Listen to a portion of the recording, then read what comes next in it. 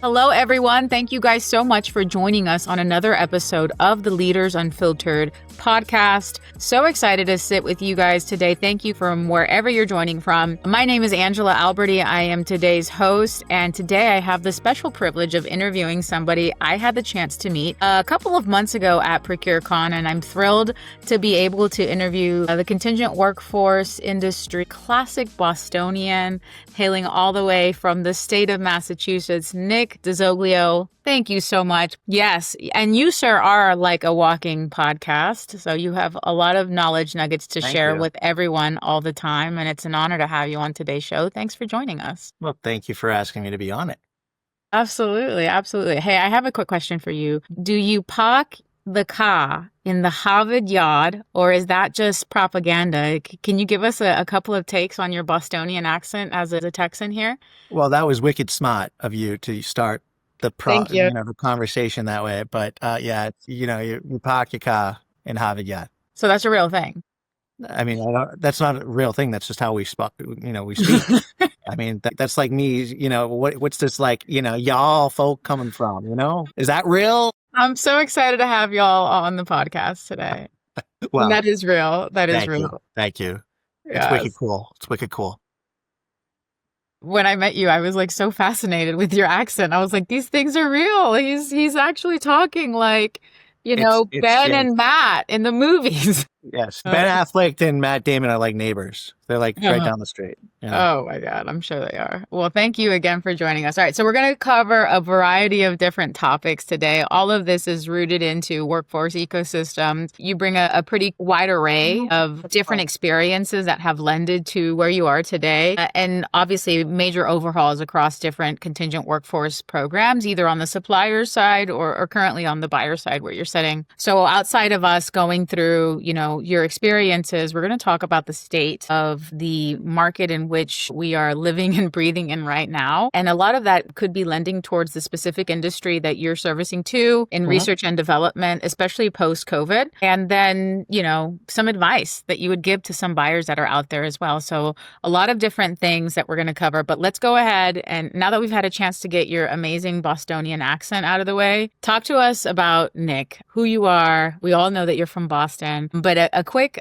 elevator pitch on your career trajectory to this point would be awesome for our listeners to tune into. Absolutely. I started off right out of college doing recruiting, joined a staffing firm, and enjoyed that for 4 or 5 years. Most of my clients were, biotech, life sciences. So I found a passion early on the industry. I got recruited out of there to a client that I was working for. I was there for about a year as an MSP partner, managing all third-party vendor relations. Left there and joined an MSP company, Pro Unlimited, at Sanofi. Never heard of them. Yeah. They're an old company now. Small boutique firm. Yeah, they're an old company, and was there for 4 years. And then, I felt the need to kind of go off and branch out on my own at that point. So I ended up starting my own program at a company that has like a staple as a logo. I won't name the name, but it's a staple.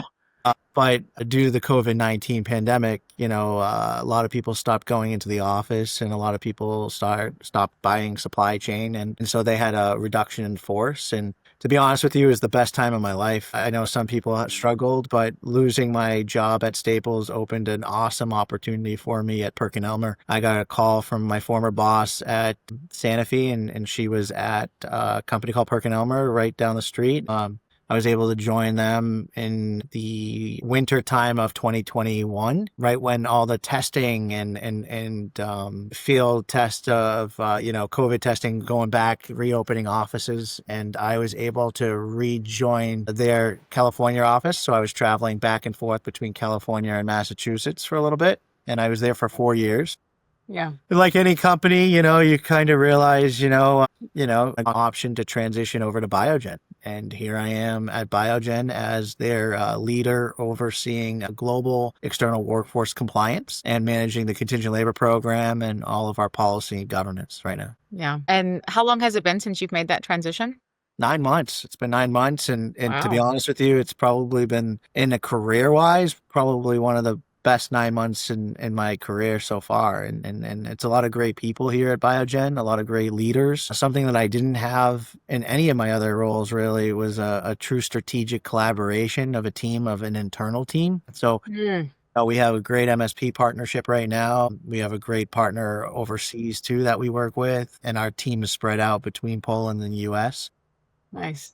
So we have a lot of collaboration, a lot of strategic thinkers, and that's what I think I've always been missing in the industry is that team perspective. Yeah, it definitely is a game changer when you can have that team. And actually, I was talking to somebody yesterday outside of the strategic direction of the company. He voted that as a number two in terms of a decision to move on from the current role or not. And I would be in complete alignment with that when you have that level of team. And I think it's kind of lending towards this next question that I have for you: major overhauls across contingent workforce programs. And I presume you may or may not be living through that right now, but in your career, what's been that approach, that mindset that you bring to prepare yourself, and also, the cultural impacts, the actual process impacts in rebooting or restructuring an enterprise workforce strategy? Yeah, I mean, the thing is being a new person, I could bring it in both perspectives. Someone that's been in a program that's just been sitting steady and that could use some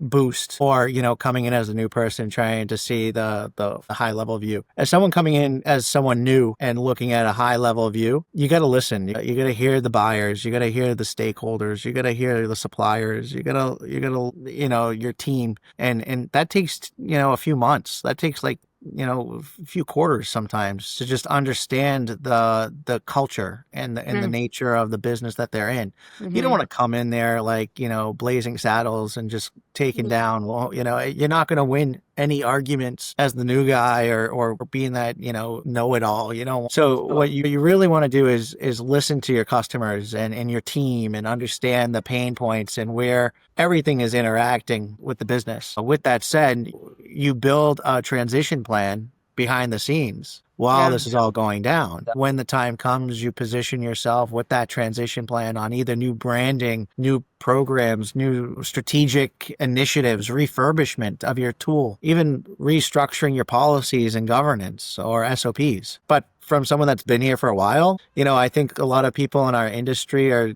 dealing with kind of shakeups, either layoffs or restructuring. And, I say to everyone, stay relevant, show your value, be a part of the, conversation. Don't be sitting outside the conference room. I'm not sure if you've ever seen Hamilton, but Aaron Burr sitting in the room where it happens is kind of the way I look at it is you got to be in the room. You got to be present and show that value. Talk about how you can restructure, invest in technology. If it's a cost-cutting measure, show where you guys are using asset management. Stop giving contractors cell phones. Don't give them tablets, things like that. Show value of what can help a business. I think everything that you just said really ties to so many different aspects of a person's professional career. If you're going in to make ample change, and really, like, if you're listening into this call and you're sitting in this position where you have some really awesome benefits that you think could improve the overall strategy, regardless of whether or not you're in the workforce ecosystem, that silent observer mode is so critical. The application of those observations in your profit is what actually makes you a delegator of more or yielding higher acceptance, because you're taking into account all of the unique nuances that come with this culture, be it positive and what you love about this company, and be it negative and the gaps and the cons and the identifiable areas that you think can intrinsically lend to what you are looking at rebooting or restructuring. So you also pitched some advice there to some of the players in the space right now. And a lot of that is to make sure that you stay relevant within this space and knowing that there's a lot of questionable areas that are happening when it comes to the unemployments, the layoffs, the constant shifts. Your recommendation to the workforce leaders to demonstrate their value and impact in this kind of climate is to stay relevant within the actual industry that we're servicing. What are some ways that they can do that? You mentioned a couple of the shows, right? Any other suggestions? Look at how old your stack is, technology, your MSP, your small or larger program is. Is it something that you could scale up on? Show where you can build a global program if you're local. If you're a global program, where can you strategically localize a little bit more. I look at a lot of people went out to bid back in 2020. Not saying go out and bid and start, those conversations, but I know a lot of companies that are going out to bid for technology to own the technology. It's important to kind of start looking at how, as an industry leader, if in your own company, where you can show what can we own, what can we oversee, what can we take on, and that builds out an 18-month plan for you. If you think about it, you got to go through an RFI, RFP, a discovery, signing the contract, implementation, and that holdover period. So talking about new technology, even if it's on a VMS, if it's adding an MSP or removing an MSP, adding direct sourcing, AI is the new thing, which, I don't know how AI can replace you, Angela. I don't think it can, but Get that. It can replace you. Maybe it can replace all of us. That's the big thing that's the happening scary right thing. I mean, now. That's listening the to these scary thing. people at Amazon and Apple that are saying it's going to take out all these lower level jobs, then you say to the college institution that you're screwed pretty Yeah. much. But that's the thing is, like, AI has to be taught. It has to be controlled. It has to be maneuvered by someone. It should act as a tool, not as a replacement or the thing. Absolutely. I've seen AI miss out on great candidates. I've seen AI take reviewing resumes a little too strict. Yeah. Or providing just flagrant, inaccurate information. Oh, yeah, because the job description said the wrong term. Right. That's another thing is, how many times a year do you guys get a resume because the job description was written wrong and it's the wrong role. And so, that's the type of stuff that you would do is go out and look at what you can bring in or shift up. You could have a plan that could go 12, 18 months right there. Yeah. To show that you have value still. That's the MSP in me, is that you build these exit strategies up front. The MSP in you. Well, that's the thing, is the MSP mentality is MSPs build in this exit strategy so that companies are sitting there like, hey, it's not worth getting rid of our MSP. Yeah. And I don't think, some people would say right now. It's as sticky as it gets, right? Yeah, and a lot of people would say right now is MSPs are falling behind. I disagree with that. I just think companies are finding different uses for some of these MSPs. I will never get rid of an MSP. I would never openly say, let's bring it in-house. Well, then let's talk about the MSP, because I think you're right. There is a lot of people in our industry, and I'm paraphrasing and exaggerating at the same time, but it's almost been like this death to the MSP sort of notion, right? It's like, we can do this internally, and we can do this ourselves. We can save money, and we can make sure that we can be more agile in doing so, which is a little bit harder, obviously, to do. You even just mentioned it yourself. It's a very sticky relationship. And others are saying that they bring control, and, they bring and safeguard regulatory aspects of the industry that we're servicing. They allow us to scale faster because of their broadened reach. What is your unfiltered take on when to MSP and when not to MSP? One, when you have no company adoption, an MSP is good for someone to act as like someone that can concur with you, or someone that can have your back on some of the strategic initiatives, especially if your company is not going to invest. If you're a smaller company, yes, I understand. If you hire 3 MSP people, sure, you could probably build a small program. Anything under maybe $50-60 million, sure. But once you start getting into that enterprise level, the volumes are higher, the numbers are higher, the auditing and the risk is higher. Yeah. It's not wrong of you to have an MSP in 1 or 2 countries, or regionalized, or based off a classification. The thing I say to myself is, I look at it as an easier way to scale up and scale down. If I have a company that is internalizing this all together, and I now have 15, 25, 30 recruiters, coordinators, operations people, when that time comes, at what point does the company, the corporate ladder, say to the business, well, you've ballooned a little out of control. Your salaries are like $3 to $5 million here. Some of these are benefits and burdens, and and I hate to say it, some of this expertise isn't in every country. It's in maybe 4 or 5 countries that you can find this expertise. They start cutting people. Those people that you've invested in, those people that you've trained, those people that stood around during the good, bad, and the ugly, that are now going out and have to find new jobs when they could have taken another job 6 months to a year ago at another company, but they felt loyal. Yeah. That's the problem that Mhm. I have with, taking it all in-house. Because if your company is not adopting it and they look at it as an expense and they look at it as something that could easily be scaled up and down, you might as well go the MSP route. That's just Have an as MSP critical as partner. the environment around to support it. Yeah. Without Yep. a doubt, without a doubt. So one of the things that you mentioned not too long ago is, in 2020 and everyone going out to bid, and you gave a lot of Yeah. critical ideas on when it made sense to not do that, right? Can you frame up what like the perfect environment looks like in the lens of a buyer to say, you know what, we have got to bid outside of, there could be shifts happening within the environment itself, like everyone else is doing it. It's a very, macroeconomically challenging time or political uncertainty and a climate that we're sitting in. What are some qualities within the actual program itself that are absolute no-brainers to go out and bid? I think the big part here is your current stack, your tech stack. Okay. If you're doing everything in-house with no vendor management tool and you're piecemaking everything, that's when you go out. If you are finding that you have to go to 6 or 7 different areas to find out where your contractors are. Yeah. Perfect example is, I'm in a, non-legacy company, Gen 1 program, and I have one tool that's Kronos or UKG dealing with my manufacturing, Dayforce dealing with, my professional folks, Workday or whatever, Greenhouse or Frankenstack. Glassdoor, piecemealing what my other people. And by the way, they're not even classifying them as contractors. Like everyone's in the same Yeah. bucket of people. You don't know the classification. Yeah. Hell, you don't even know who's a consultant, IC.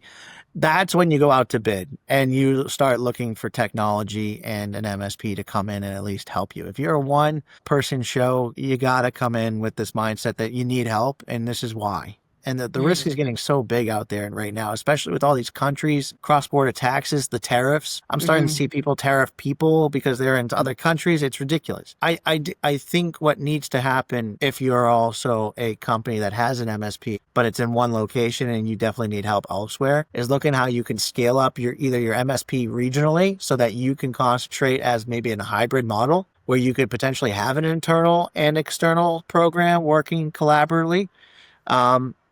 I think that's a success story, especially for the large enterprise companies. But when you have 4 or 5 MSPs, because I know some companies that have 4 or 5 MSPs servicing different regions, I ask yourself, is that conducive or is that cost savings or is it easier just to deal with one? And if it works for you, great. I know a lot of people that are flipping to the global MSP program where it makes sense and then internalizing it in others. But take on what you can. Don't force it upon yourself because you want to own it all or if you want to make yourself look good to the industry. Do what makes sense for your company. Each company is different. Each company is different. And I say this to everyone now. Our job is an art form. It's not a science. It's an art. The way I do it is not the same way that John or Jane will do it. It's their own art. I have a model and a method that works. If you want to know and see it, gladly sit down and share it with you. But I know other people that have great models and great art that come with this. And it really is an art. It's not a science. It's hard to be a science because, Absolutely. again, demographically, geographically, business, industry, some things work, some things don't work. And it comes down to what's best for your organization. Yeah, it boils down to so many different factors. And one of the things that I think is unique from your own perspective is the very industry that you've been servicing and a part of when it comes to research and development. I'd love to hear your take, right, on how that environment has changed and shifted since post-COVID and how some of those kind of qualities at a macro level within R&D have influenced some of the things that make your program unique, that have applied to the art analogy here, servicing around R&D, and talk to us about how that's changed since COVID. I think R&D, everyone pivoted for COVID. I know a lot of companies dumped R&D money into that COVID idea, and COVID kind of came to a crashing stop, I would say, in that research and development stage when, I test track dummy, hitting the wall. Yeah. And I think at that point, everyone was like spending capital in other places, and just like going on vacation, you spend your vacation money, and then you got to start saving again. It could be a year, it could be 2, it could be 3, whatever it takes to get that capital back into your account. But I think a lot of companies are at that 4 to 5 year mark now that they're starting to push out more in R&D. I can't think of a lot of new drugs that have come out that have made some difference, but I'm proud of Biogen's work that they're doing here. That's why it was a no-brainer for me to come here with some of the Alzheimer's and MS drugs that they have out there. I mean, personally, I have a brother and a father that has MS. Wow. I didn't know that, Nick. That's awesome. My mother-in-law's whole side of the family, from a perspective, has had Alzheimer's and dementia. I joined PerkinElmer because they did a lot of prenatal testing and had a lot of prenatal programs originally before the divestiture. I was just a new dad when it all came out. So a lot of the companies I go to, outside of the one that was like a staple, was really meaningful work that I had passion for in supporting. And I always took pride of, the kind of the people that are, we bring in, the suppliers, the workers, the quality of the workers. I'm not doing the interviews, and nor am I doing like the research behind it, but I'm putting the programs in place for our stakeholders to really follow a path and understand that path so that the work that's being done is meaningful, it's quality, and it's done in time because there's someone behind the scenes waiting for that to be completed. And that could be a user, it could be a patient, it could be a next clinical trial. It could be just a lab to be built so that we could start new research. So it comes with that. And that's why I'm in the industry. And that's why I've been part of this, sticking in this scientific R&D, pharma industry most of my career. And, I love building these programs and these type of companies, especially with partners that I've made. A lot of the suppliers that I have brought into my programs are still good partners today over the decades that I've worked with them. I've made some new friends over the years. We've parted ways with some other suppliers that just didn't meet the needs anymore. But at Biogen, I'm really proud of the work that we're doing for our R&D teams, our science groups, our commercial teams, marketing, industry infrastructure that we're building right now internally so that we can bring in new blue-collar jobs within our facilities. So it's a lot of great things that we're doing right now to get us to that part. But overall, my career has been very meaningful with the industry specific. That is extremely special. I love the personal tie-in. It provides a lot of value to what you're doing when you're servicing an industry that is directly impacting your brother, your the time in your life, your parent. It provides a lot of meaningful work to do on the day-to-day and at a broader level. So thanks for sharing that.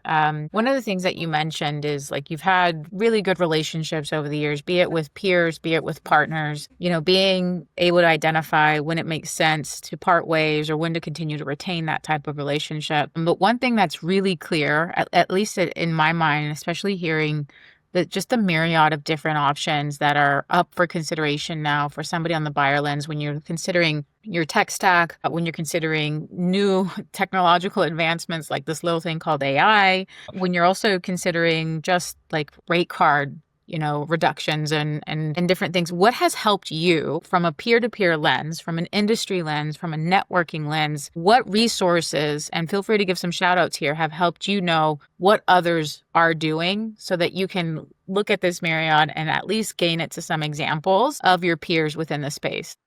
Well, I've learned not to name peers because if I forget someone, it's kind of like at the Oscars, like you'll get that text message like, oh, you didn't thank me on the stage. So but they know who they are. They know who they are, and even you have brought some great aspects to conversations with the two of us on the side. Yeah. So, I mean, here's the thing.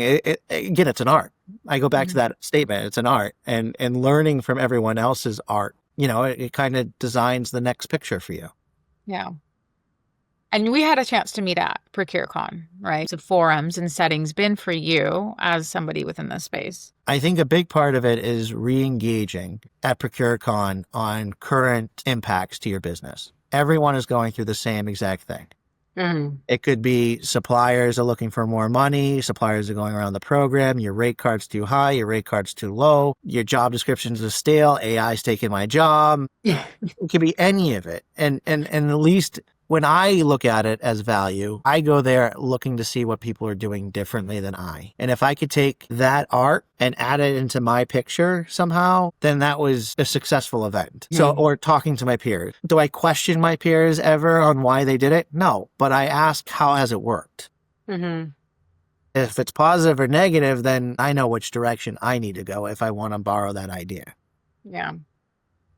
But ProcureCon, SIA, Club VMSA, several different other industry-specific conferences or touch groups. These are all events that you should pick. Go to them. You don't have to go to all of them. I'm not saying blow your budget on all of them. But what I am saying is at least go to them and understand which ones work for you in your organization. Build those relationships, make those relationships. Because one, it's not just, how does it make my program better? It's also how can I make my future program better? How can I make my future program sustainable? Mm-hmm. What can I bring back to my current program to be that future program? And you never know who you can potentially bring into your program that you meet at these conferences. Think about if you're going to open up a position, if you know or have met some of these people, their integrity, their personality, and or their work ethic. That's what I do use these conferences for, is to learn what I can bring into my programs and the people that are impacting it. Because if I can bring them into my program one day, you bet your tush I'm asking for them to come. That's awesome. Yeah, it's been pretty, I think you said it well. It's not to question it. It's to understand the objective and whether or not it yielded the result that you think is favoring what you may have to apply into your program. That's such a perfect way to understand some of the conversations that happen. And, you and I leading up to this call, or at least in one of those past conversations, I wouldn't say we got into it. I think it was like a Texas, Massachusetts kind of like head to head. Because one of the comments that I mentioned was like, well, it's always about cost. As a supplier, we're doing these bids and it's always like, this isn't a bid about, this is not an RFP about cost savings. But at the end of the day, there's always some. What's the cost? What's the cheaper version, right? What's the cheaper version? It always like a circular reference, right? So I want to talk to you about savings. And I think that there's a lot of different ways that you can equate to savings, some creative ways like internships, rate card optimizations. You mentioned it, right? Sometimes it shows you're too high, you're too low. Maybe even some tech innovations that are going to lend to indirect cost savings, right? So what's your take on suppliers and programs and how you should approach value? I look at, do I have to spend more to save more? Do you have to spend more to save more? I got it.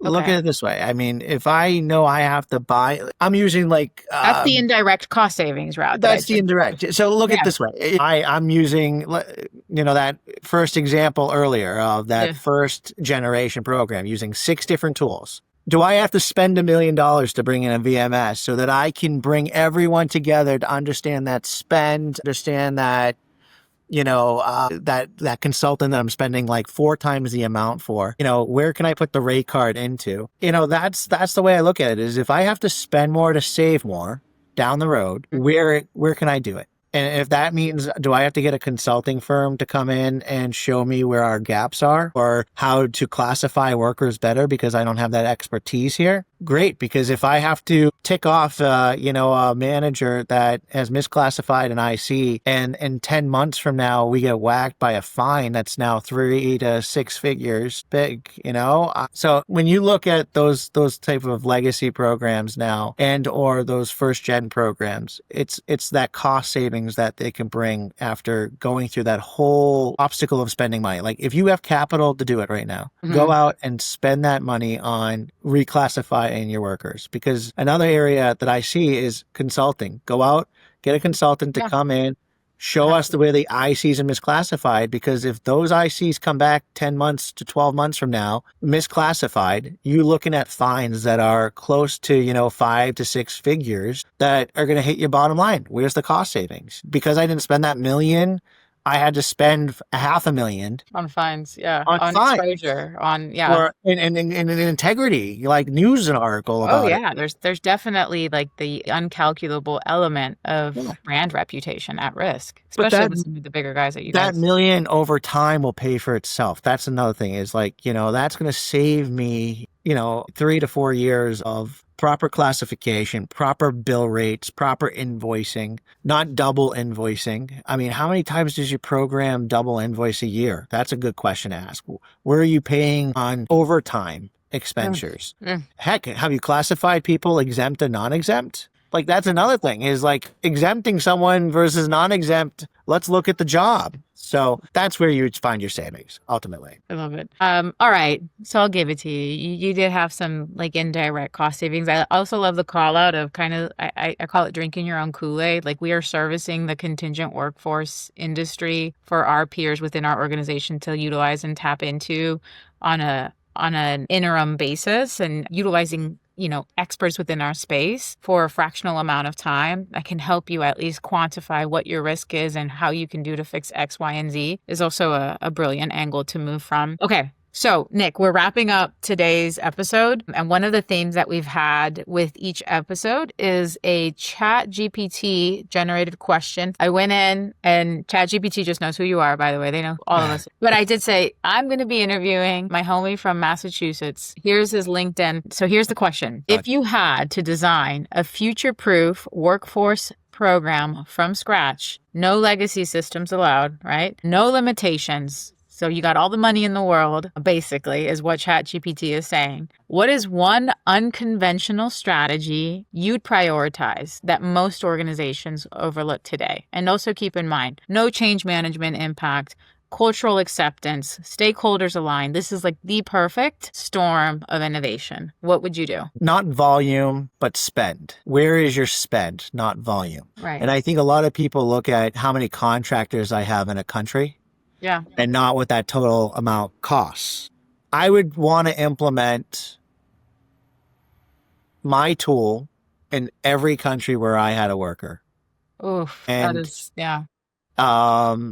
And that would be probably the number one thing, is so that our business could universally have one simple process from start to finish, instead of that global manager having to deal with 3 or 4 different routes every country that he or she works in. I think that's kind of the thing that I would probably implement, is having my tool do time card entry, or my tool doing SOW development for that country, and being able to provide us true spend numbers and classification alignment. You would have that one answer for globalization in your program.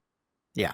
One roadmap, one strategic option for my manager from start to finish. I mean, how many companies today utilize the VMS for just what's actually operational in that tool, and don't even look at headcount tracking half the time? Yeah, 100%. Yeah. I'm very lucky to have at least headcount tracking. Yeah. But, I look at, the piecemealers that they all have. And that, I think that's where a lot of companies get lost, is I have 150 contractors say, let's implement, and then the spend's like $1 million. Yeah. I just spent $700,000 to implement it, but the spend's only $1 million. It's right. And that's the difference. It's look at what the spend is before we do that. Yeah, that's awesome. All right. So if anyone's listening in, there's a new idea for you. Let's get a response strategy in play for some sort of tech oversight on. Well, it was AI. I mean, AI generated question. AI should be able to handle this. Yeah. Right back at you, Chat 3 to GPT. 5 years, right? AI developed it for me. A strategic tool that's going to get me everyone on the program. I love it. Well, Nick, thank you for joining us. This is awesome. It's always awesome to be able to pick your brain. And I hope to have many, many opportunities in my career to be able to pick that Bostonian brain of yours. I think I learned a lot, and so did our listeners. Smart gal. You're a smart gal.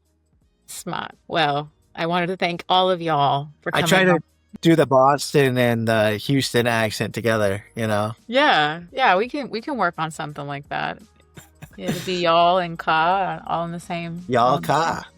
Which is, just go to any SIA or ProcureCon show, and we will be available in the evening, Kendai, for our comedic Bostonian Houstonian combo accent hour. Absolutely. Anytime. All right, Nick. Thanks for joining us. Thank you as well to all the listeners for tuning in to today's show. We appreciate time. Time is like one of those most valuable things, right, that we all have. So for y'all to spend some time with us is highly appreciated. And thank you, Nick, for being guest number 10 on the Leaders Unfiltered podcast. Top 10?